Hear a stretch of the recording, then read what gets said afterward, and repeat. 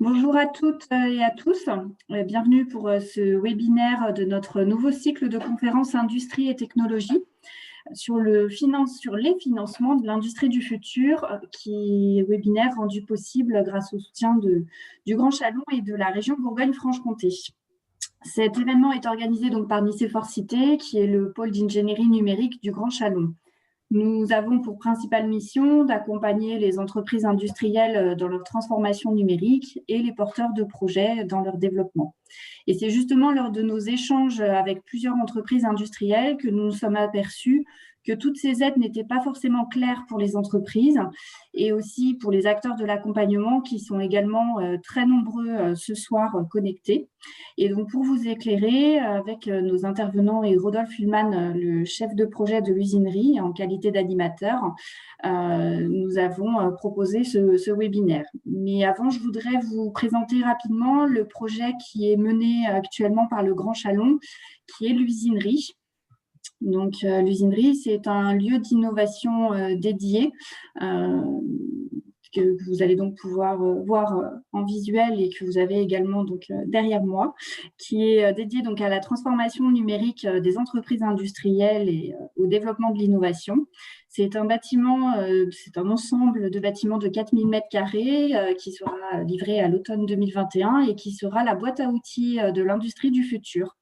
Et les entreprises pourront s'y former, informer, réseauter et rencontrer les formations de l'ENSAM, du CNAM qui seront hébergées et puis créer des prototypes grâce au Fab Lab déjà existant ou bénéficier du laboratoire d'expérimentation. L'objectif de ce lieu, c'est de créer une communauté autour de l'industrie du futur avec les entreprises, les porteurs de projets, les acteurs économiques, l'enseignement et la recherche. Donc, notre rôle est de favoriser la compétitivité des entreprises de notre territoire, le développement des projets innovants et enfin de favoriser l'innovation numérique pour l'industrie. Nous sommes donc à votre écoute pour tout accompagnement et mise en réseau. N'hésitez surtout pas. Alors, n'hésitez pas à nous suivre sur les réseaux sociaux ou à vous inscrire à notre newsletter pour recevoir notre actualité et être informé de nos événements. Par exemple, vous avez donc dès demain matin une conférence Industrie et technologie à nouveau, mais sur la cybersécurité. Et en 2021, on vous donne rendez-vous avec notre première masterclass prospectée sur LinkedIn et notre meet-up innovation sur la quantique. Alors, c'est sur l'ordinateur quantique. Et donc maintenant, quelques rappels de consignes pour faciliter donc ce webinaire. Nous avons donc la possibilité de poser vos questions grâce au chat. Et puis, donc n'hésitez surtout pas à les poser tout au long du webinaire pour que chaque intervenant puisse y répondre au fur et à mesure, puisque chacun va vous présenter un dispositif de financement différent.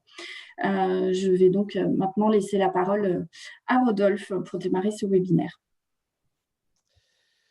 Merci Delphine, bonjour à tous, bonsoir à tous. Vous avez été très nombreux à manifester de l'intérêt pour ce webinaire et c'est bien normal parce que dès qu'on parle d'argent et en particulier de financement de projets dans les entreprises, c'est important. Et on constate effectivement qu'il y a une audience qui, en général, rejoint de manière assez nombreuse les événements, les webinaires, etc. sur le sujet. Et donc, je voudrais remercier tous les participants qui, comme Delphine le disait en aparté tout à l'heure, ont monté ce webinaire en moins de 2 semaines ou en 2 semaines. Là.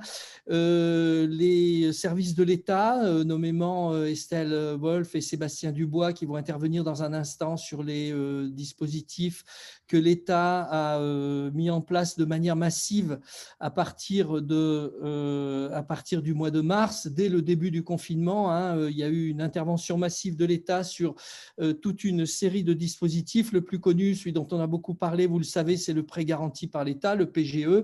Mais tout ça, ça rentre dans des dispositifs de financement un peu plus larges aussi, un peu plus vastes, dont on va vous parler dans un instant. Donc, merci à vous. Merci à Pierre Turani du service développement PME de la région Bourgogne-Franche-Comté aussi, de partager le plan d'accélération et de développement et de soutien de la région. à Gérard, que je salue, Gérard Vallet, qui nous parlera du programme Industrie du futur et comment est-ce que le CETIM et tous ses partenaires soutiennent l'industrie du futur. Et puis, nous laisserons la parole aussi, tout à fait à la fin, à Sylvie Guillonneau de la Caisse d'épargne, que je salue également, et qui nous parlera des dispositifs d'innovation, des prêts innovation en particulier, qui sont mis en place par la Caisse d'épargne. Donc voilà, c'est un programme assez chargé. Donc je demanderai à tous les orateurs de bien vouloir respecter les temps qu'on vous a impartis pour parler, parce que sinon ça peut rapidement devenir quelque chose de très très chargé et de difficilement compréhensible pour nos participants. Donc merci d'essayer de respecter au mieux les temps de parole pour ne pas délayer de trop ce webinaire et qu'on puisse surtout avoir du temps pour répondre aux questions. Questions que vous pouvez poser dans le chat, hein, si je me souviens bien, c'est ça en fait. Et surtout, n'hésitez pas, posez vos questions. Delphine interviendra pour relayer vos questions, fera la modératrice et interviendra pour relayer vos questions aux participants. Voilà. Et donc, il y a déjà une première question concernant la présentation. Effectivement, elle sera transmise à toutes les personnes inscrites. Donc, vous la recevrez par mail si vous étiez inscrit. Si ce n'est pas le cas, n'hésitez pas à mettre votre adresse mail dans le chat pour que je puisse la récupérer. Et il y a a priori un replay du webinaire de toute façon. Hein, voilà. Donc, il y a un replay du webinaire. La présentation sera disponible, donc pas d'inquiétude. Vous pourrez vous y référer. Donc, je vais, sans attendre, alors voilà le déroulé hein, du webinaire. Il suit à peu près la liste des intervenants. Hein. Donc, Estelle Wolf nous parlera du régime d'aide temporaire Covid, puis partagera son temps avec Sébastien Dubois sur la question du plan de relance national, la question des secteurs stratégiques auto. Vous savez qu'il y a des plans auto, aéronautique, nucléaire, etc., qui ont été mis en évidence au sein de ce plan de relance national. Le guichet ASP de l'industrie du futur et puis la question de la décarbonation et de l'hydrogène. Pierre Turuani nous parlera du plan d'accélération régionale, Gérard Vallet du programme Industrie du futur et puis le prêt innovation par Sylvie Guillonneau. Voilà, je vais laisser tout de suite la parole à Estelle Wolf. Et donc, Estelle, tu as 5 minutes, si c'est possible, pour nous présenter le régime d'aide temporaire Covid. Si c'est possible, je ne sais pas, parce que c'est un exploit peut-être d'arriver à le présenter en 5 minutes. Merci Rodolphe. Et effectivement, avant de vous présenter les mesures concrètes du plan de relance national, du plan d'accélération de la région, on a souhaité en fait revenir sur une notion importante pour que la présentation soit plus claire pour vous. C'est le régime d'aide temporaire Covid. Et donc, j'ai cette mission de vous l'expliquer en 5 minutes. Et de façon assez simple pour que vous puissiez tous comprendre en quoi ça consiste. Avant mars 2020, les régimes d'aide autorisés par la Commission européenne étaient les régimes PME, RDI, le régime AFR et le règlement de minimis dont vous avez certainement entendu parler. Et ce sont ces régimes qui donnent un cadre qui a été validé par la Commission européenne et qui encadre donc toutes les aides publiques, qu'elles soient des aides d'État ou des collectivités. Depuis mars 2020, un nouveau régime temporaire Covid a été créé afin d'assouplir la réglementation des régimes d'aide existants dans un objectif de favoriser la relance économique et notamment les investissements des entreprises, quelle que soit leur taille ou leur secteur d'activité. Il a été donc créé en mars 2020, d'abord jusqu'en décembre 2020, mais récemment, il a été prolongé jusqu'au 30 juin 2021. Les conditions pour bénéficier du régime d'aide Covid, c'est que l'entreprise ait été impactée pendant la crise. En mars 2020, il s'agissait d'aider des entreprises qui avaient des réels problèmes de trésorerie.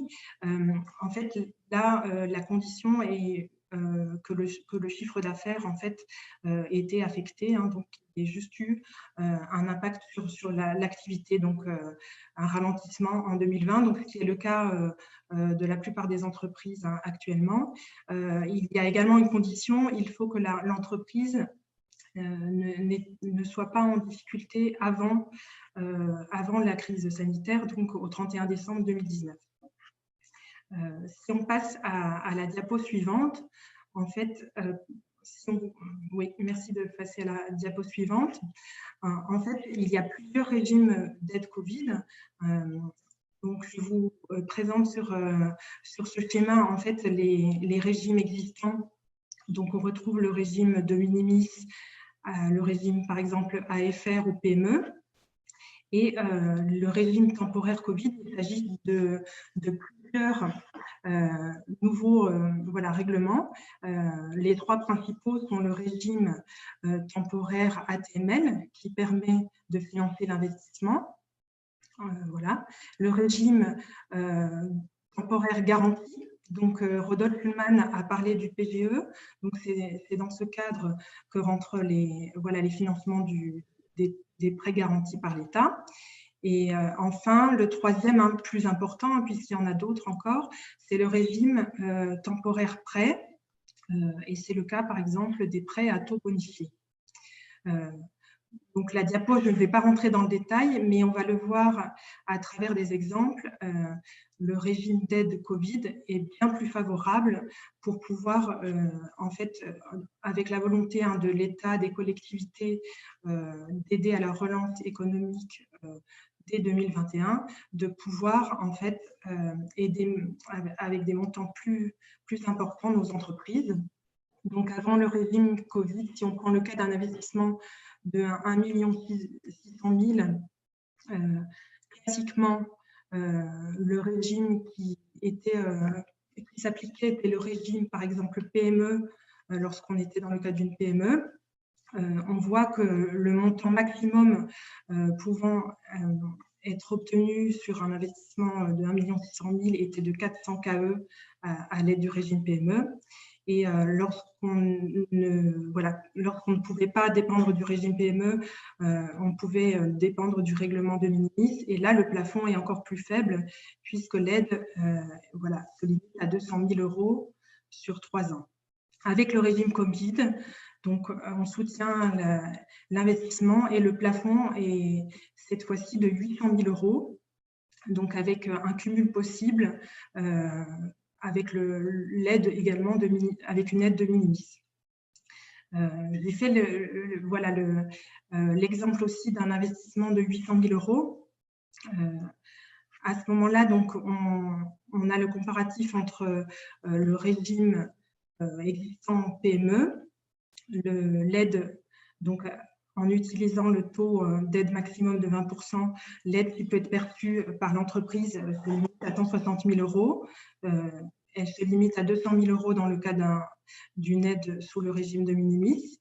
Et avec le régime Covid, en fait, il n'y a pas de limitation puisque il ne s'agit que d'un plafond de 800 000 €. Donc, les entreprises peuvent être accompagnées dans leurs investissements. Je n'ai pas fait l'exemple d'un investissement inférieur. Si on prenait également un investissement de 200 000 €, on a quand même en fait un avantage puisque avec le régime Covid, en fait, on maintient disponible le plafond et donc une aide qui pourrait en fait être accompagnée par un règlement de minimis.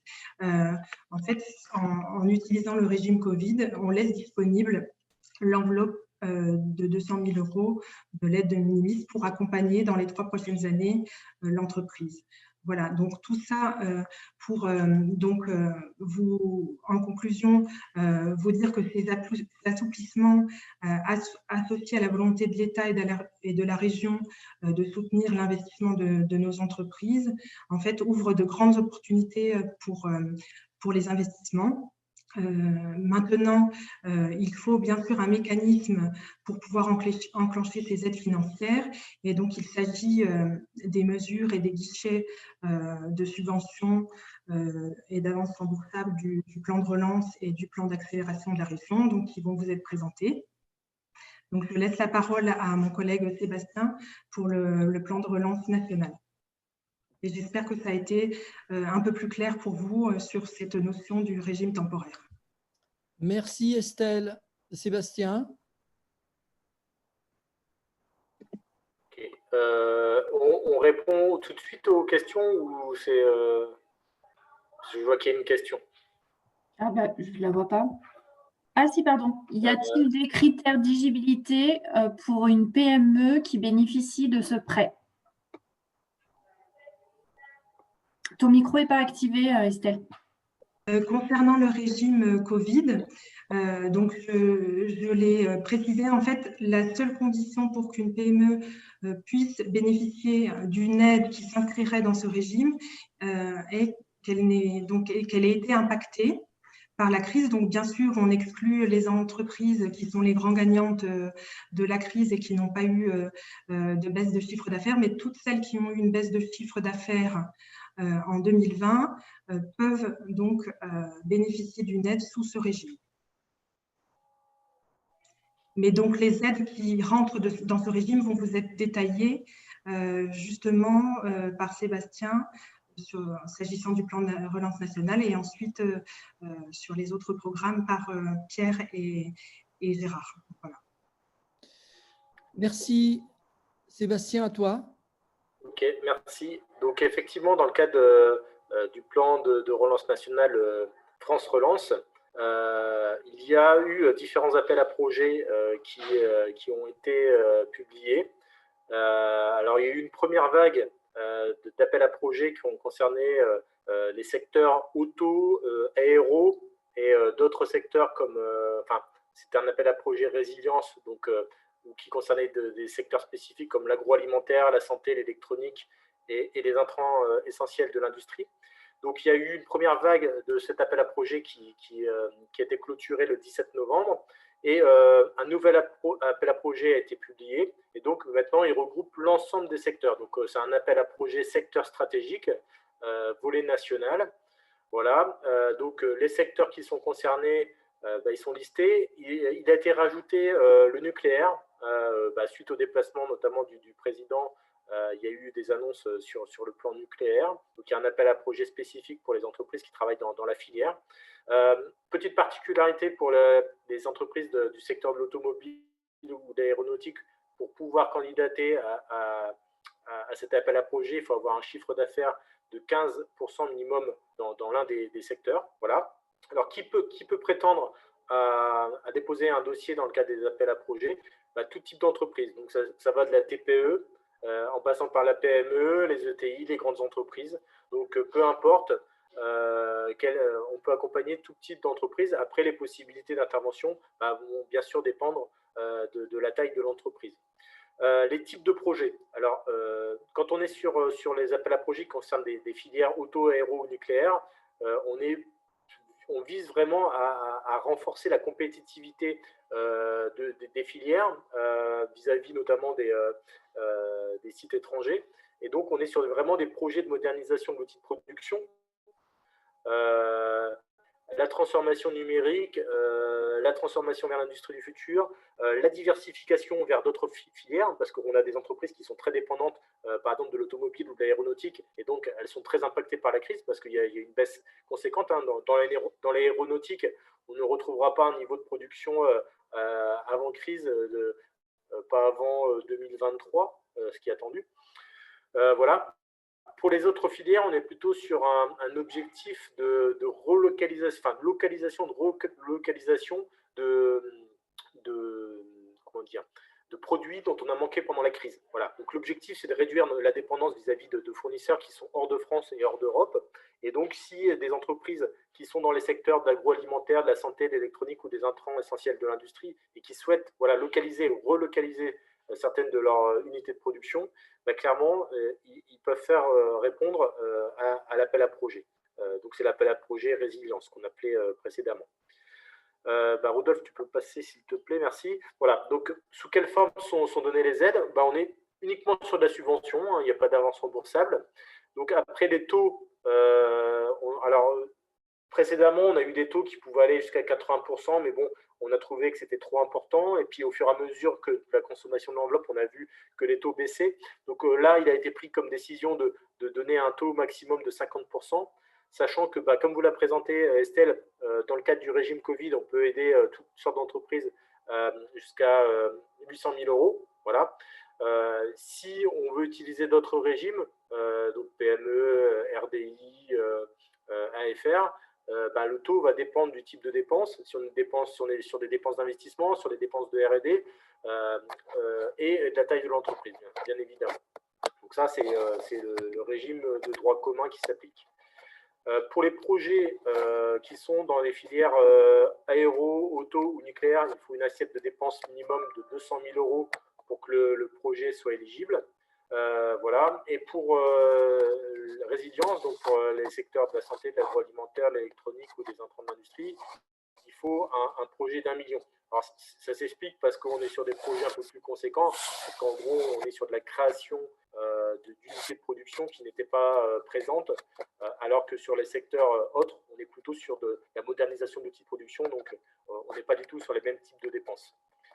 Donc là, sur l'appel à projet qui est en cours, précédemment, on faisait de l'instruction au fil de l'eau.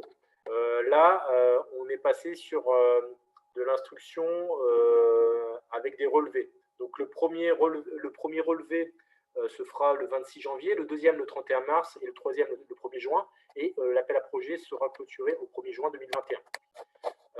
Voilà, je vous ai mis le lien vers l'appel à projet. Si vous avez des questions, n'hésitez pas à m'appeler. Donc voilà, vous avez mon adresse mail et mon numéro de téléphone.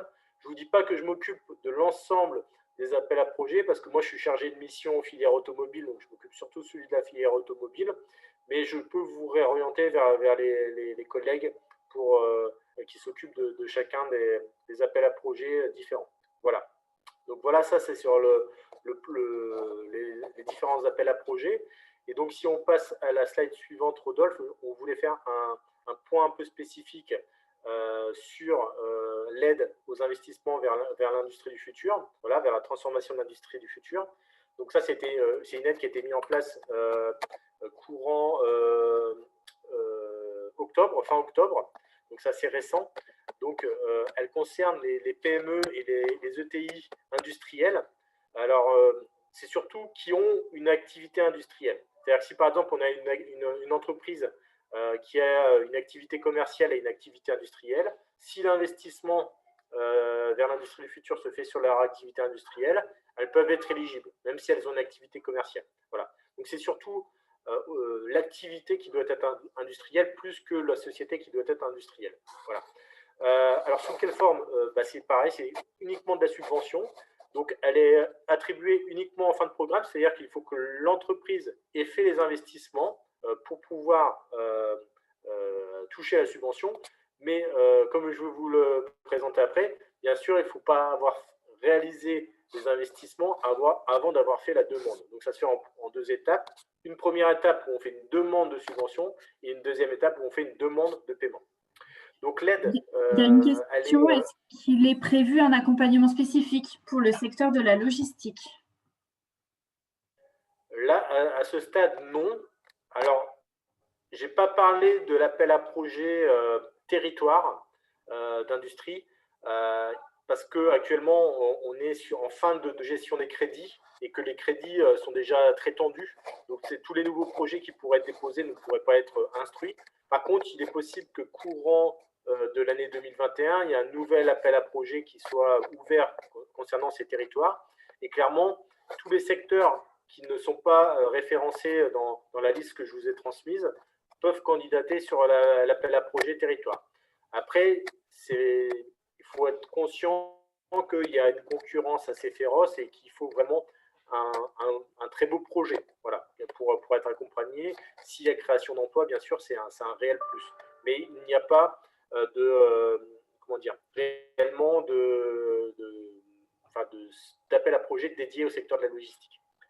Donc, et là, excuse-moi, il y a encore une autre question. Est-ce que les projets qui ont été déposés dans le premier appel à projet, mais qui n'ont pas été retenus par manque de financement, doivent être redéposés dans le deuxième appel à projet, ou est-ce que c'est automatique? Alors, ça dépend de l'appel à projet, en fin de compte. Je vais essayer de faire simple. Pour tout ce qui est auto, aéro, résilience, les entreprises vont recevoir une information comme quoi leur dossier est refusé. Et il va être expliqué pourquoi le dossier est refusé. Si c'est par manque de fonds, si c'est parce que ce n'est pas éligible, si c'est parce que le projet ne rentre pas tout à fait dans les orientations du fonds de modernisation. Voilà, donc ils ont une justification. Donc ça, c'est pour les appels à projets, résilience, voilà. Pour l'appel à projet territoire, il y a eu donc, les 150 millions qui ont été consommés, et il a été annoncé 100 millions d'avance sur les crédits 2021. Et il a été décidé que les entreprises n'auraient pas à recandidater. Donc, ceux qui vont être retenus sur les 100 millions supplémentaires n'ont pas besoin de recandidater, et ceux qui ne seront pas retenus recevront eux aussi un refus, expliquant le refus. Donc, dans tous les cas, à partir du moment où les entreprises auront reçu un refus, elles devront recandidater automatiquement. Si elles veulent candidater, il faudra qu'elles recandidatent. Voilà. Mais elles vont recevoir un refus. Sachant que sur territoire d'industrie, beaucoup d'entreprises ont été contactées en amont du refus pour essayer de les réorienter vers d'autres appels à projets, notamment sur l'aide en faveur des investissements de transformation vers l'industrie du futur que je suis en train de vous présenter. Voilà. Du coup, sous quelle forme? Donc, c'est uniquement de la subvention, et l'aide peut aller jusqu'à 40% de l'assiette éligible, toujours en fonction du régime utilisé et de la taille de l'entreprise.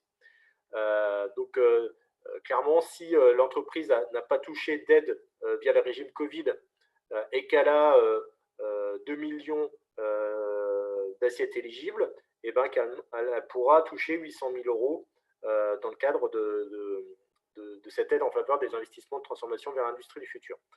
Alors, quel type d'équipements sont éligibles? C'est assez large. Donc, on est bien sûr sur de la robotique, sur de la cobotique, sur tout ce qui est équipement de fabrication additive, imprimante 3D, voilà. Sur les logiciels utilisés dans les opérations de production, on va dire, donc ERP, MES, CAO, GPAO, c'est pareil, c'est assez large. On va parler des machines de production à commande programmable et numérique. Donc ça, c'est quand même le gros des demandes. Donc voilà, dès qu'on a une machine 5 axes, par exemple, à commande numérique, clairement, elle va être éligible.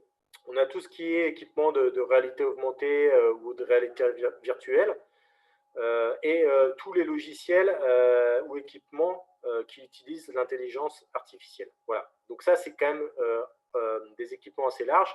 Ceux qui veulent voir le détail, il faut aller voir l'annexe à l'arrêté ministériel, où il y aura le lien tout à l'heure, qui permet de façon plus détaillée de regarder si l'équipement peut être éligible ou non. Slide suivant, s'il te plaît, Rodolphe.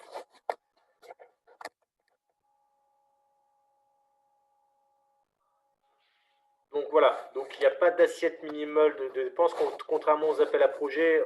S'il y a une entreprise qui souhaite dépenser que 15 000 euros ou 20 000 euros dans une machine qui est éligible, elle peut déposer son dossier, il n'y a pas de souci.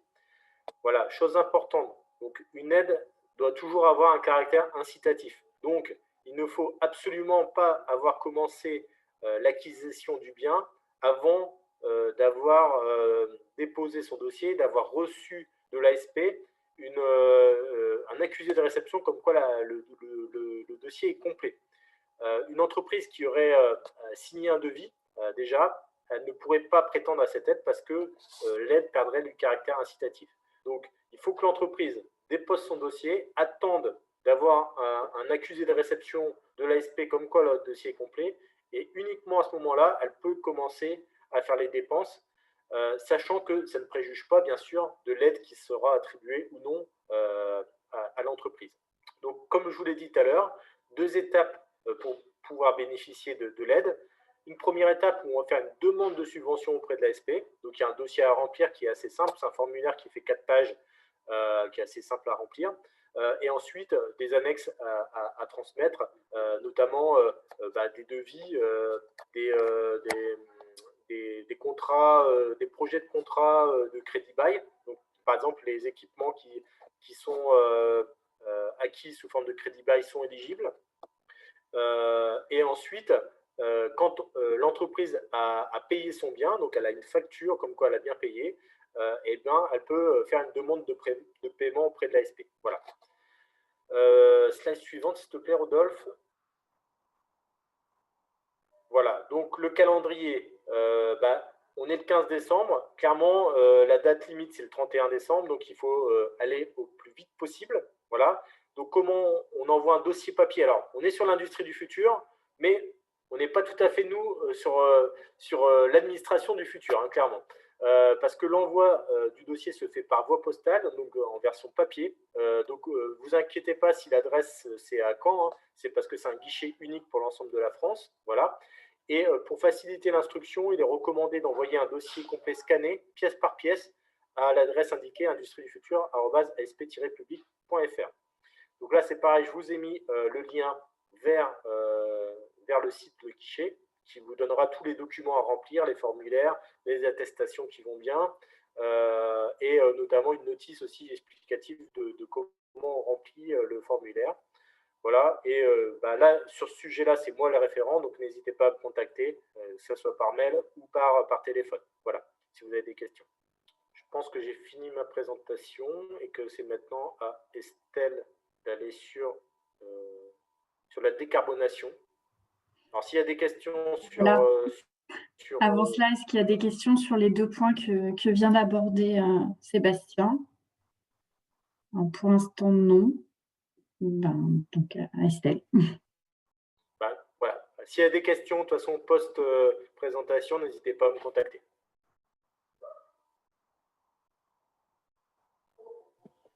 Oui, je vais poursuivre avec la décarbonation, mais retenez bien la date du 31 décembre. Le guichet ensuite est fermé et nous n'avons pas de visibilité sur 2021 pour savoir s'il sera reconduit en 2021. Donc la slide suivante parle des aides à la décarbonation qui se présentent sous la même forme. Rodolphe, si tu peux avancer la diapo. Donc, ça se présente sous la même forme, c'est-à-dire que c'est un guichet de subvention de l'ASP. Oui, excuse-moi Estelle, est-ce que vous voyez mes slides ou pas? C'est bloqué sur la dernière qu'a présentée. Sur la dernière, oui, effectivement. Donc, je suis en train d'essayer de la débloquer. Hein. J'ai un petit souci là de synchro. Un instant. Du coup, pendant ce temps-là, il y a une petite question qui est arrivée pour Sébastien. Quid des investissements dans les énergies renouvelables ou les économies d'énergie?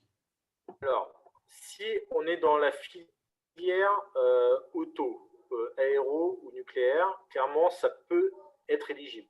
Mais il y a il y a eu des appels à projets spécifiques au niveau de l'ADEME qui ont été ouverts sur la décarbonation. Voilà. Et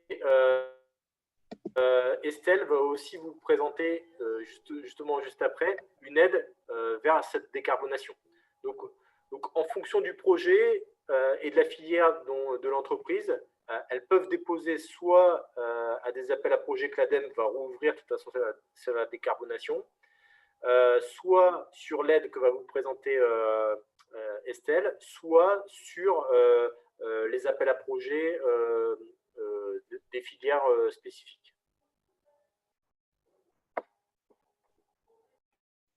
Oui, tu peux encore avancer, Rodolphe, sur les modalités de cette aide à la décarbonation. Qui fonctionne sous la forme d'un guichet qui s'applique également pour des PME et ETI industriels. Et de la même façon que les investissements pour l'industrie du futur, tout investissement d'un équipement qui est éligible est lié donc à la transition écologique peut bénéficier d'une subvention de l'AFP. Donc, la subvention aura un montant qui sera compris entre 10 et 50% du coût d'acquisition de l'équipement, selon le type d'équipement et la taille de l'entreprise. En revanche, comme le cas du précédent guichet, il y a une liste d'équipements bien spécifiques. Donc, il s'agit en fait d'échangeurs, de chaudières de récupération, de tout équipement qui a des performances énergétiques, qui améliore les performances énergétiques de la ligne de production. Donc, ces équipements peuvent bénéficier en fait de cette subvention. Il n'y a pas d'assiette minimale de dépenses, mais bien entendu, ils ont fixé quand même, l'AFP a fixé un maximum de dépenses à 3 millions d'euros, puisque dans le cas où on a des projets de décarbonation d'une ligne de production industrielle, ensuite on rentre plutôt dans des aides de type aide de l'ADEME. Donc ça pourrait être l'objet d'un autre webinaire, puisque aujourd'hui ces aides ne sont pas disponibles, elles vont être certainement ouvertes dès 2021.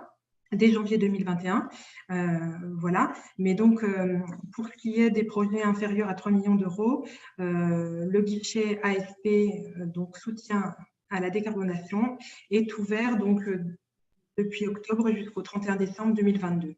Donc, je vous ai précisé le lien vers ce guichet, et puis notre référent à la directe qui est Xavier Caillot.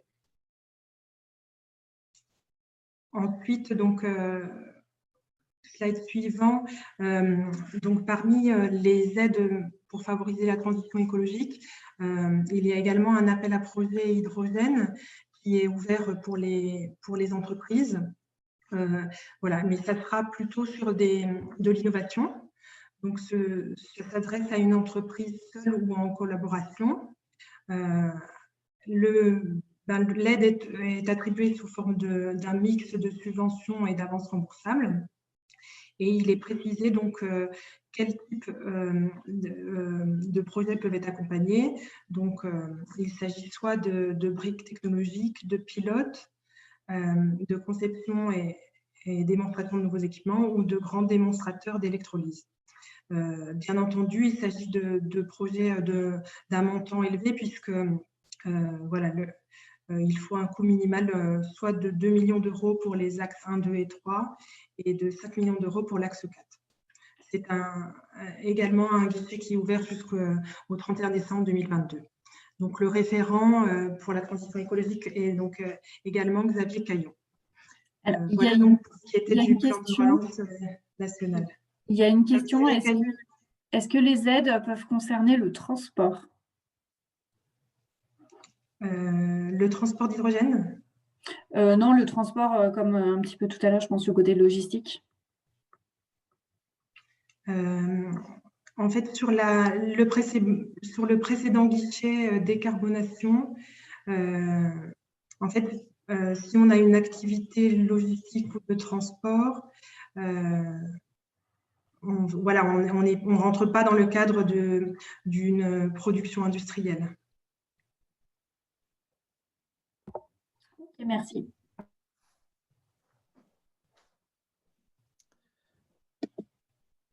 Autre question, Delphine, non? Non, c'était la seule pour l'instant. C'est bon, Estelle? Oui, c'est bon pour le plan de relance national. Oui. Pour le plan de relance, ok. Donc, n'hésitez pas à poser vos questions, même sur les sujets qui ont été partagés par Sébastien Dubois et Estelle Wolf. On prendra, on pourra revenir si c'est nécessaire, revenir dessus. Et je vous rappelle donc que le webinaire est enregistré et que vous disposerez de la présentation ensuite. Donc, on peut passer à la présentation de Pierre Turuani sur le plan d'accélération régionale, en fait. Bonsoir Pierre. Merci. Bonjour Rodolphe, merci d'avoir répondu présent. Je vous en prie. Et je vais passer les slides. Donc, vous voyez mes slides là sur le plan d'accélération régionale, c'est bon. Voilà, ok. Donc, on va passer donc je vais vous présenter donc le plan de relance. Alors là, moi, j'ai un document un peu générique hein, qu'on présente sur les différentes webinaires ou interventions. Donc, je vais quand même des slides, je vais passer très vite. Donc, rappeler le contexte, effectivement, plan de relance de la région qui s'est fait en 3 temps, urgence, reprise, relance, et puis qui s'inscrit dans des plans de relance. On l'a évoqué juste avant avec Estelle Wolf et Sébastien Dubois, donc des plans de relance de l'État et de l'ADEME. Donc, nous, le plan de relance de la région s'inscrit dans cette logique-là. Je reviendrai sur la complémentarité, notamment ce que tu as évoqué, Sébastien, sur territoire d'industrie. Donc, le plan de… Vous pouvez passer, Rodolphe. Donc, le plan de relance de la région, voilà, il s'articule autour de plusieurs enjeux, donc la relocalisation, la TE, on va parler, donc la filière hydrogène, la question du renforcement des hauts de bilan des entreprises, et puis j'en parlerai moins, voilà, l'économie de proximité et l'ESS, alors ça nous concerne moins, mais c'est un volant important du plan de relance de la région, puisque vous savez, donc l'économie de proximité a été davantage touchée que l'industrie, dans le cadre de la crise Covid. Alors, vous pouvez passer à la suite, Rodolphe. Donc, sur le plan de relance de la région, donc il y a un dispositif un peu emblématique, c'est ce qu'on appelle le fonds de relocalisation et de transition vers une économie décarbonée. Donc, c'est un fonds qui est doté d'environ d'un montant de 20 millions d'euros, avec plusieurs typologies de projets donc, finançables à travers ce fonds. Donc, tout d'abord, les relocs offensives. Hein, c'est par rapport à ce que disait Sébastien tout à l'heure, hein, la dépendance, effectivement, par rapport à l'étranger, de certains secteurs d'activité qui ont besoin, effectivement, de relocaliser pour pallier à ce manque de souveraineté. Donc, du coup, on peut accompagner donc, ces projets de relocalisation dites offensives, hein, dès l'instant, effectivement, on a soit une implantation, soit un rapatriement d'une activité qui était soit sous-traitée, qui était peut-être dans une filiale à l'étranger, etc. Ensuite, on a une deuxième typologie de projet, c'est les relocalisations défensives. Là, en fait, c'est éviter que nos entreprises partent. Et donc, accompagner ces entreprises qui souvent sont sur un enjeu en fait, de mutation, transition, notamment numérique, hein, on l'a évoqué également tout à l'heure, et donc les accompagner pour effectivement qu'elles puissent moderniser leur outil de production et puis qu'elles redeviennent compétitives, notamment, là on est surtout dans la situation d'entreprises, de grandes entreprises hein, qui ont des sites industriels à plusieurs endroits, notamment à l'étranger, et donc qui ont des velléités effectivement à délocaliser. Donc, si on peut les accompagner effectivement dans ce programme de modernisation pour maintenir effectivement l'activité et les emplois sur notre territoire, c'est effectivement ce dispositif qui est approprié. Troisième typologie de projet, ce sont les projets en lien avec la transition écologique et énergétique. Donc là, on est sur les projets alors qui peuvent effectivement s'articuler avec l'ensemble des dispositifs de l'ADEME. Hein. Estelle en a parlé. Il y a un fonds de relance au niveau de l'ADEME qui est quand même assez conséquent, à la fois sur la décarbonation et puis également sur le reste, hein, économie circulaire, plus tous les appels à projets un peu spécifiques. Donc voilà, on voit, on travaille aussi avec l'ADEME hein, sur l'articulation pour voir éventuellement comment on positionne les dossiers à la fois sur l'ADEME ou si effectivement ils ne peuvent pas être retenus sur l'ADEME sur le dispositif de la région. Ensuite, quatrième typologie, donc il y a les projets liés à la santé, notamment en lien avec la lutte Covid, bien évidemment. Et là, on essaie d'utiliser les régimes spécifiques lutte santé, là, dans l'investissement R&D dont Estelle a évoqué tout à l'heure. Et puis, alors, une cinquième typologie de projet, alors c'est un dispositif qui existait déjà, c'est le dispositif d'accompagnement à la reprise d'entreprises en difficulté. Mais avant, il était financé sous forme d'avance remboursable. Et sur la période effectivement de relance, je donnerai des dates, hein, on a décidé de transformer l'aide à la reprise à la barre du tribunal en subvention. Voilà, donc puisque effectivement on sera sûrement confronté, malheureusement, hein, l'année prochaine à davantage effectivement de dossiers de reprise. Et donc l'idée des élus, c'est de pouvoir accompagner ces reprises sous forme de subvention, voilà, compte tenu aussi du niveau d'endettement des entreprises. Donc, le fonds de reloc, on va passer à la slide suivante, Rodolphe, merci. Le fonds de relocalisation, c'est de la subvention avec pour cible donc les PME, les ETI, également les grandes entreprises, sur du financement, soit d'investissement, corporel, incorporel, et puis également tout ce qui concerne la R&D. Donc, les taux plafonds déterminés en fonction du régime applicable. Hein, donc, Estelle en a parlé, hein, il y a les régimes classiques plus les régimes temporaires. Donc là, effectivement, c'est déterminé en fonction à la fois de l'intérêt du projet, de l'impact en termes d'emploi, voilà, de différents paramètres, du besoin de financement, du caractère incitatif, etc. Donc, du coup, alors en gros, hein, on va passer les dossiers là, le 18 décembre. Pour l'instant, on est à peu près sur des montants de 50% d'aide. Sur les dossiers qu'on passe là, du 18 décembre. Donc, le plan de relance, important quand même en termes de timing. Donc, c'est un plan de relance qui dure jusqu'à fin 2023.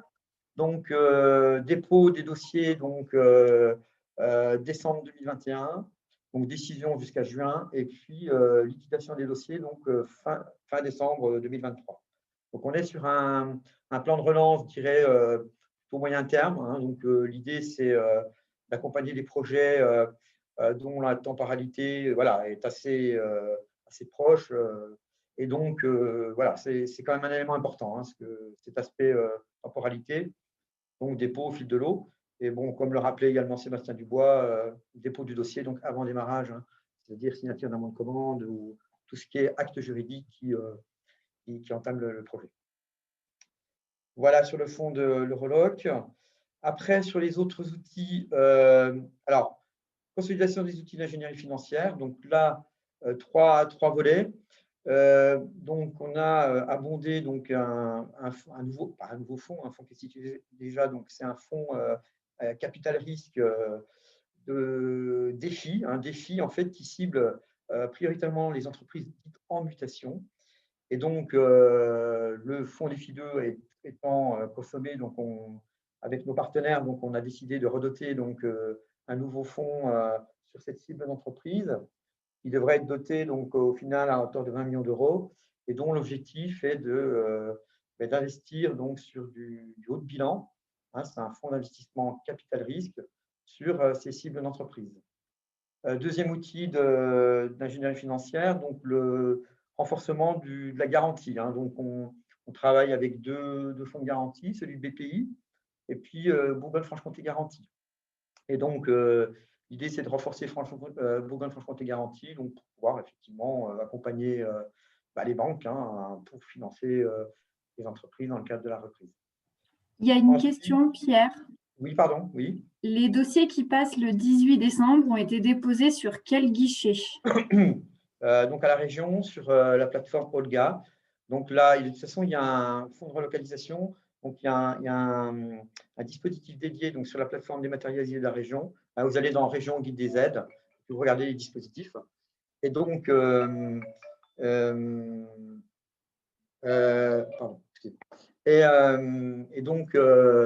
c'est un dépôt dématérialisé. Donc là, il y a un dispositif dédié, et donc une plateforme et un guichet dédié donc, pour déposer ces dossiers-là. Voilà, et puis le troisième élément sur la partie outils d'accompagnement en ingénierie, ce n'est pas tellement d'ingénierie, c'est plutôt d'immobilier, c'est l'augmentation de la participation des régions dans les outils de sociétés d'économie mixte qui font du portage immobilier. Il y en a 9 sur la région.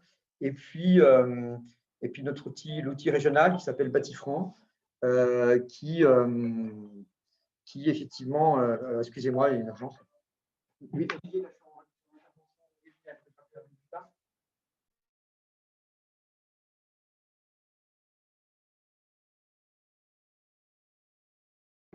On te laisse réactiver ton micro, Pierre, du coup. Ces sociétés, effectivement, étant destinées à faire du portage, ce qu'on appelle du portage immobilier, du tiers portage. Voilà. Donc ensuite… Il y a une nouvelle question. À quel type de financement s'adresse BFC Garantie? BFC Garantie, c'est de la garantie. C'est-à-dire que c'est en fait la Bourgogne-Franche-Comté Garantie, c'est une société de garantie. Et en fait, c'est les banques qui directement les actionnent. Donc, c'est du financement de PME et du financement de développement et de trésorerie.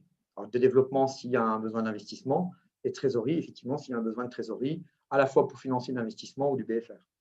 Et c'est la banque, en fait, hein, c'est les banques qui actionnent les sociétés de garantie. Mais la cible, c'est PME en développement, pas en création. Hein. En création, on utilise plutôt le fonds garantie BPI. Ok. Il faudra que dans les présentations, on envoie le lien vers le guichet qui est dédié aux aides régionales. Oui, bah si je te l'enverrai, Delphine. Ok. Voilà, donc la filière H2, je ne veux pas en parler, mais c'est une filière, donc on a des filières prioritaires en région, dont la filière H2. Donc là, l'idée, c'était dans le plan de relance de redoter encore de 10 millions d'euros supplémentaires cette filière. Ensuite, on va passer la slide suivante. Juste avant, il y avait besoin d'une petite précision encore sur le côté garantie. C'était jusqu'à quel taux de garantie? La quotité garantie, si je ne m'abuse, c'est avec BPI, c'est 70%. Et Bourgogne-Franche-Comté garantie, ça doit être 50%. Je vais vérifier cet aspect-là.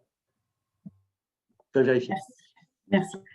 Voilà, donc ensuite, alors, industrie du futur, je ne vais pas en parler puisque on va en parler plus tard. Hein. Voilà, donc ça, on passe. Voilà, donc ça, c'est. Voilà.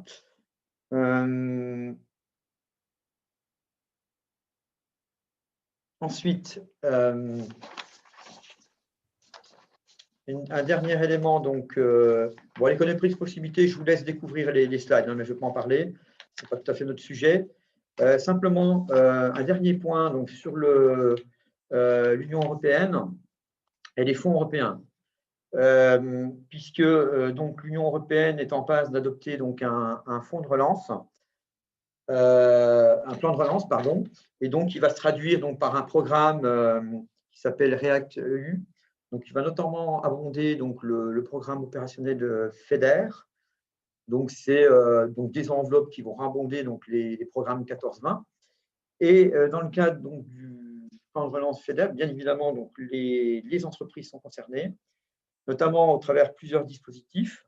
Donc, le prêt rebond BPI, qui était initialement financé par la région et qui est désormais financé par l'Europe. Hein, donc, prêt rebond, vous connaissez l'outil, j'imagine. C'est donc un prêt, un produit qui est mis en place par BPI, donc qui permet de financer notamment de la trésorerie, avec bon, des conditions qui sont quand même assez intéressantes. Donc, plafonné à 150 000 €.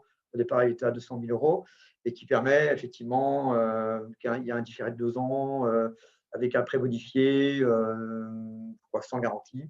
Donc voilà, un produit assez intéressant.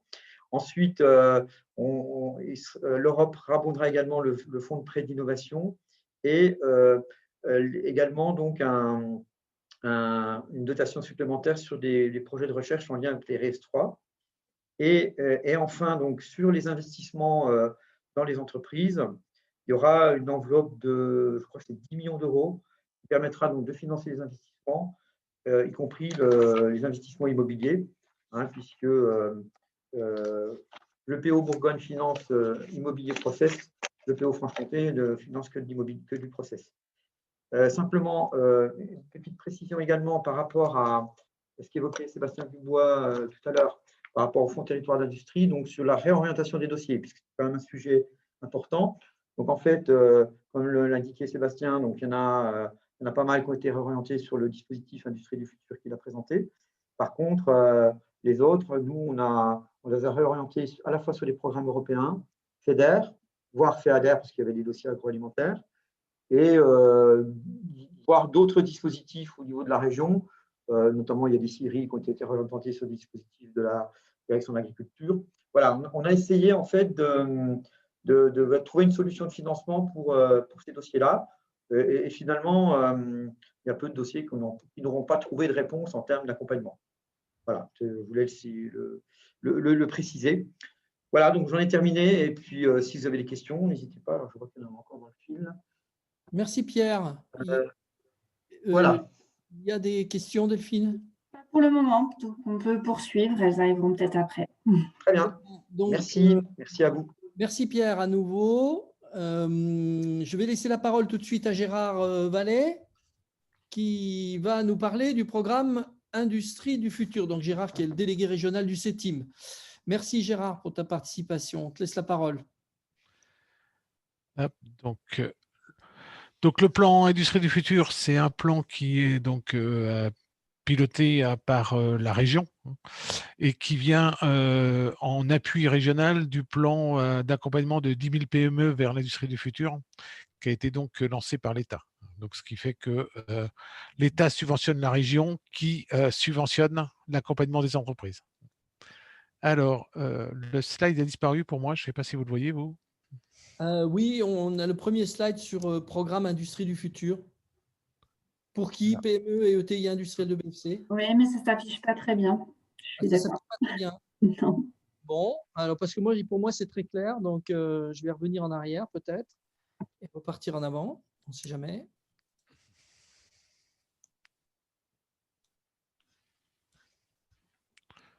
Je vois qu'il y a une question, Delphine, donc peut-être en attendant. Oui, alors après, comme c'était sur une question, dans le cadre des régimes, faut-il cumuler les appuis nationaux et régionaux?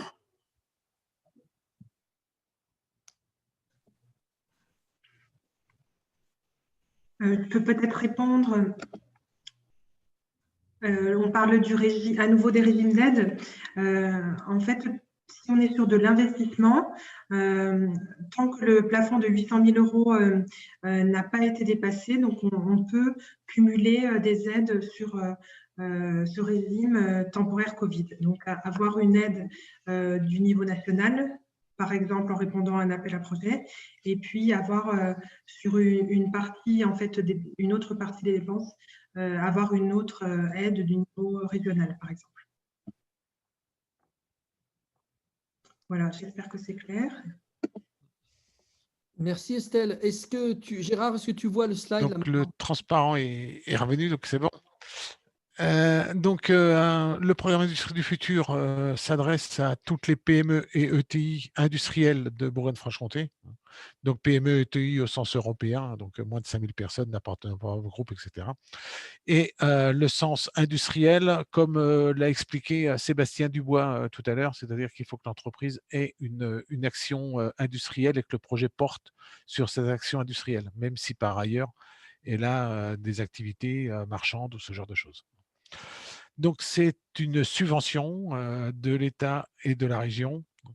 Nous sommes sous le régime de minimis classique, tel qu'il vous était présenté par Estelle en début de séance. Et le reste à charge de l'entreprise est de 50% du coût direct d'accompagnement dans la plupart des cas. Alors, ce que couvre ce programme Industrie du futur, c'est tout ce qui est lié hors investissement, on va dire. Donc, tout ce qui est lié à la réflexion, à la recherche de solutions ou à l'intégration d'une brique de transformation. Et donc, brique de transformation au sens du référentiel de l'Alliance Industrie du futur. Donc, ça va du très terrain avec tout ce qui est lié aux capteurs, aux réseaux de communication terrain. Ça passe par tout ce qui est lié aux machines de production, tout ce qui est lié à l'organisation, l'aide au travail, la cobotique, l'aide cognitive, tout ce qui est lié également à l'intégration des équipements dans le flux, donc à l'interaction au niveau des îlots, des entreprises de production. Mais ça couvre également les liens entre les clients et les fournisseurs et les nouveaux modèles économiques, la RSE, tous ces domaines-là. Donc, le domaine d'intervention est très, très large, mais c'est tout ce qui est lié, on va dire, au développement des entreprises vers l'industrie du futur. Le mode se fait à travers un contrat entre un des opérateurs du programme Industrie du futur et l'entreprise. Donc, il y a 3 opérateurs. Il y a le pôle véhicule du futur, le GIFAS et le CETIM. Donc, c'est un contrat relativement simple qui permet de définir l'action qui sera menée. Au point de vue du calendrier, donc l'action est ouverte du 1er janvier 2020 jusqu'au 31/12/2022. Et il est possible également qu'il y ait une prolongation, mais on n'en est pas encore là. Et c'est une instruction au fil de l'eau, donc en général, en quelques jours, on est capable de donner une réponse à l'entreprise. Donc, pour structurer un peu les accompagnements, il y a un certain nombre de modules qui ont été définis. Donc, les premiers modules sont ceux qui sont pilotés par le consortium autour du CETIM et de Nice et Forcité. Alors, ça a encore disparu chez moi, donc Oui, pareil. je vais prendre mon passe-bête en attendant que ça revienne. Personne ne voit. Non, non, non. Donc, Bon. le premier module, c'est l'élaboration de la feuille de route de transformation. Donc, ça permet, en partant de la vision stratégique de l'équipe dirigeante de l'entreprise, de travailler sur les enjeux de développement de l'entreprise et de voir quelles sont les briques de transformation prioritaires pour elle et de voir comment ces briques peuvent être déployées dans l'entreprise. Donc, ça permet d'avoir un projet de développement de l'entreprise sur 3-5 ans. Et donc, c'est le module, on va dire, qui permet de structurer la démarche de l'entreprise. Ensuite, on a un module intégration numérique, donc qui est un module qui marche très fort à l'heure actuelle. Donc, ça permet d'accompagner les entreprises, soit dans leur phase d'élaboration de cahier des charges, de recherche d'une solution numérique, soit dans leur phase de déploiement d'une solution numérique. Et dans ce cadre-là, ce qu'on peut prendre en charge, nous, c'est ce qui est lié à l'adaptation de la solution pour l'entreprise et à la formation du personnel. La partie logiciel et équipement, c'est considéré comme des investissements, des immobilisations. Donc, ça peut être déposé sur les guichets de l'ASP, Industrie du Futur, par exemple. Un module un peu particulier, ligne et accompagnement changement.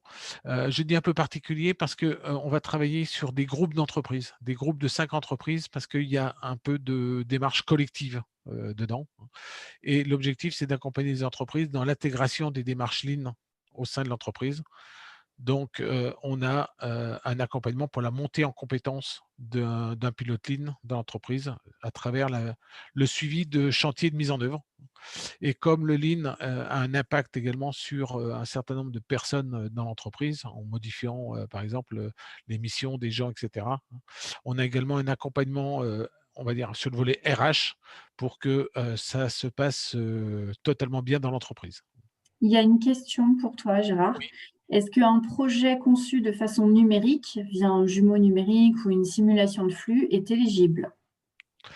Alors, ce que l'on prend dans l'aspect intégration numérique, c'est l'acquisition de solutions numériques pour l'entreprise.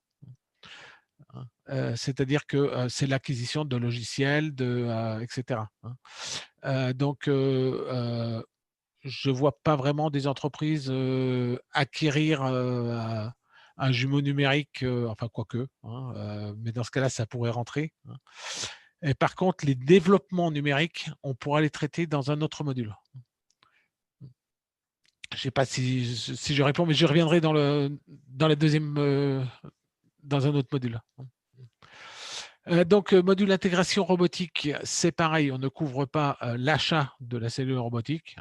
Par contre, là où on intervient, c'est pour l'accompagnement à l'analyse du besoin, la définition du cahier des charges, la recherche de solutions et l'accompagnement après, une fois que la solution a été retenue, pour le suivi du projet, l'élaboration des cahiers de recettes jusqu'à la réception définitive dans l'atelier. La slide a à nouveau disparu, Rodolphe. Oui. Et donc, le module suivant, c'est le module le plus large puisqu'il s'appelle intégration d'une brique de transformation. Et donc, ça nous permet d'accompagner les entreprises dans l'intégration de toutes les autres briques qui ne sont pas prises en compte dans les briques précédentes. Et donc, là, on va pouvoir travailler sur de la réalité augmentée, de la réalité virtuelle, de l'intelligence artificielle. Et donc, je ne sais pas quelle était vraiment la question sur le numérique, mais une entreprise qui souhaite, par exemple, développer sur ses machines de la maintenance à distance numérique, là, ça rentre dans cette brique-là, dans autre brique de transformation. Okay, merci. Un module relance d'activité, donc qui est une déclinaison du module feuille de route de transformation, mais beaucoup moins stratégique et beaucoup plus opérationnel très court terme pour les entreprises qui ont besoin de gagner en productivité très rapidement pour rétablir leur marge suite au Covid. Donc, c'est une action qui est ouverte pour l'instant jusqu'au mois de mai 2021, en espérant que la crise Covid soit passée d'ici là. Et ensuite, on a deux autres actions qui sont plutôt orientées filière.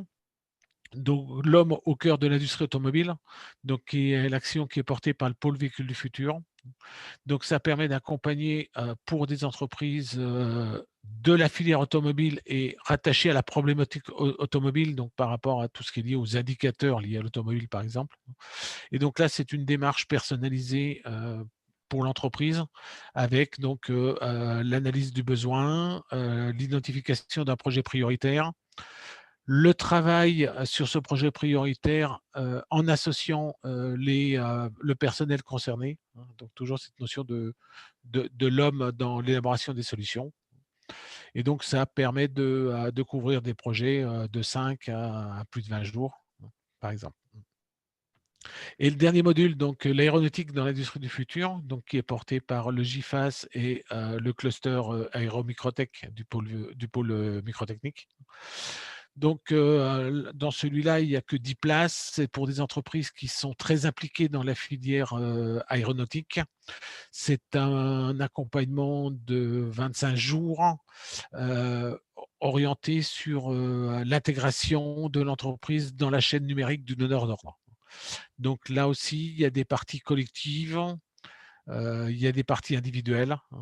Et donc, c'est un programme très complet et qui permet vraiment de franchir un cap pour les entreprises qui en bénéficient. Mais voilà, il faut vraiment être très intégré dans la filière aéronautique. Joint à ce qui vous sera envoyé suite à cette présentation, il va y avoir le dossier complet sur le programme Industrie du futur.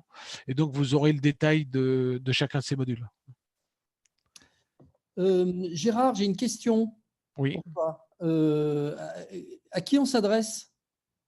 Est-ce que tu peux expliquer le process, en fait? Alors, à qui on s'adresse?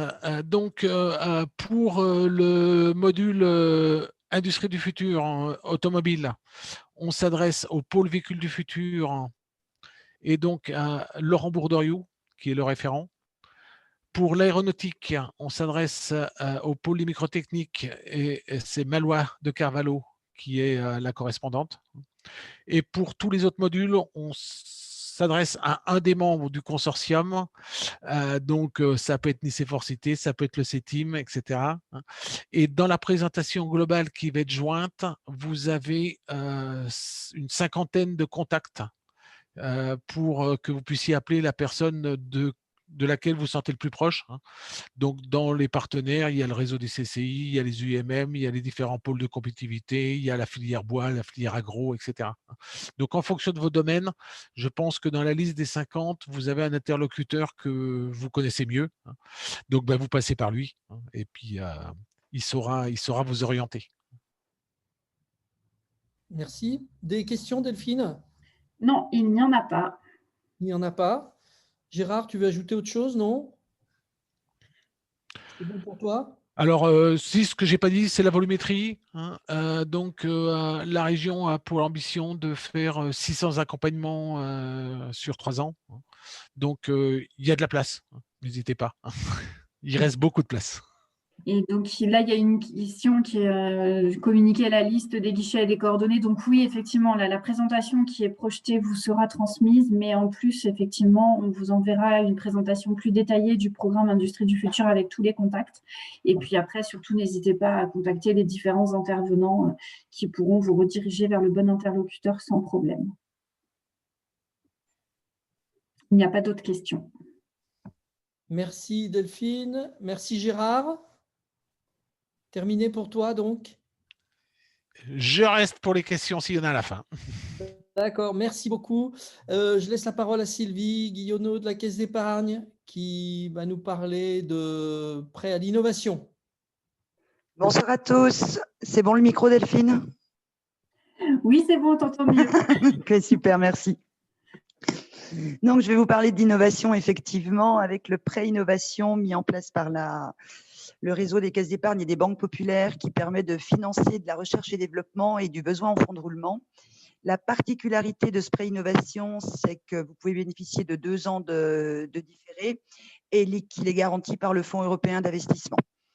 Un petit mot également sur le préfinancement du CIR, puisque nous allons commercialiser prochainement ce produit. On met en place un prêt in fine dans l'attente du CERFA, et quand nous avons le CERFA, on passe sur une cession d'AI, donc ce qui peut être intéressant en termes de trésorerie. La région en a parlé tout à l'heure, un des moyens d'obtenir de la trésor et de passer le cap, c'est d'ouvrir son capital à des investisseurs. Les banques régionales en Bourgogne-Franche-Comté disposent également de véhicules d'investissement. Mobiliser son poste client, donc je pense que vous connaissez de la facturage de l'escompte. Et juste un petit mot sur le PGE, le prêt garanti par l'État, donc il est prorogé normalement. On attend les textes de loi et l'arrêté jusqu'au 30 juin 2021. Merci Sylvie. Est-ce que du coup il y a des questions parmi les participants, que ce soit là sur le prêt innovation ou que ce soit sur les différentes interventions que vous avez pu avoir ce soir? Alors, parmi les questions qui avaient été posées en amont du webinaire, là, vous me direz lequel peut répondre. Est-ce qu'une ESN proposant un produit digital pour l'industrie pourrait souscrire à une des aides qui a été présentée ce soir?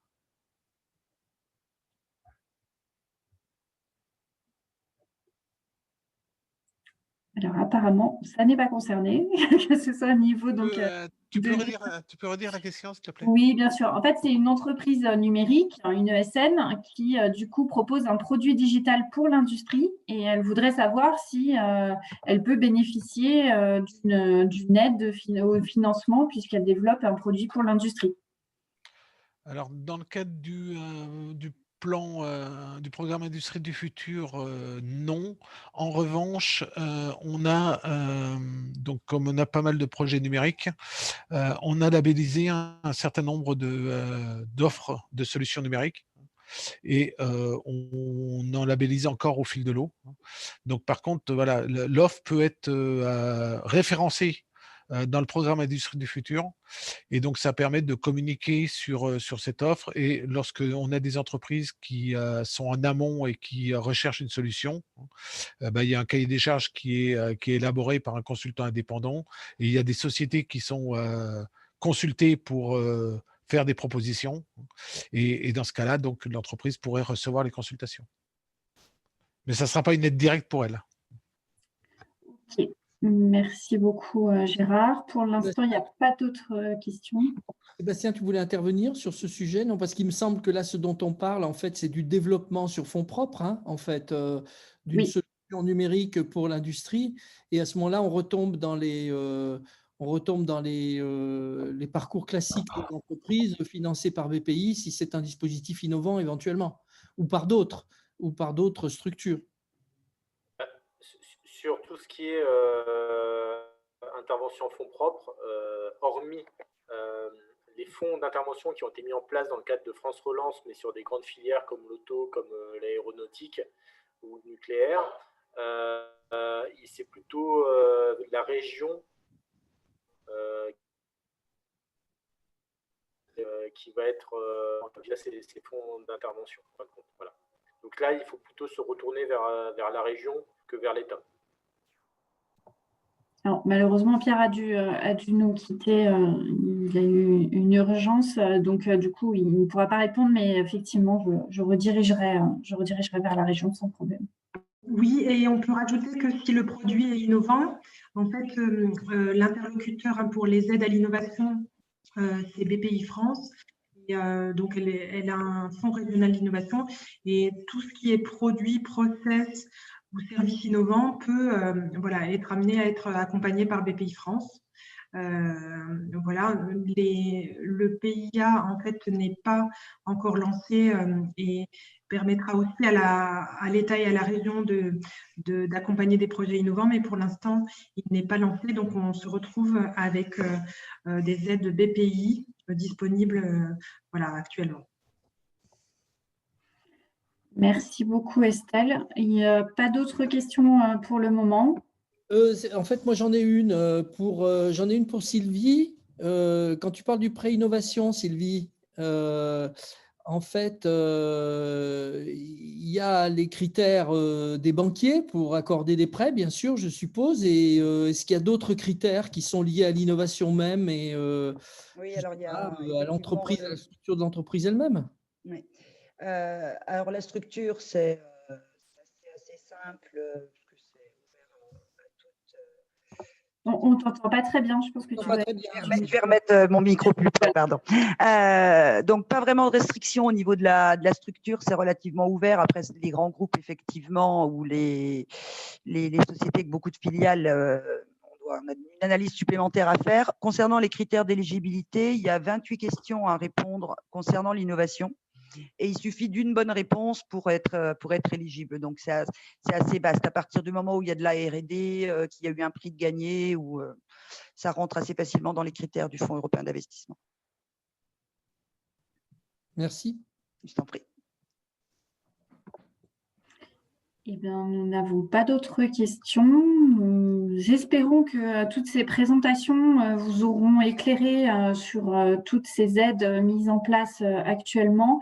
Surtout, n'hésitez vraiment pas à contacter les différents intervenants de ce soir. Comme on vous l'a dit, donc tout vous sera transmis par mail si vous vous étiez bien inscrit en amont. Sinon, n'hésitez pas à me transmettre vos coordonnées. Et puis, on se retrouve, donc, si vous le souhaitez, demain matin sur la cybersécurité. Et sinon, ce sera à partir de janvier. Donc, surtout, n'hésitez vraiment pas à nous contacter pour toute demande d'accompagnement tout au long de l'année. On est là pour ça. Et si nous, on ne peut pas y répondre, on vous redirigera vers le bon interlocuteur.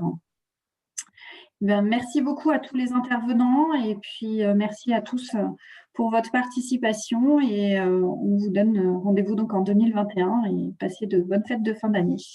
C'est Delphine. À bientôt. Au revoir. À bientôt. Au revoir. Merci.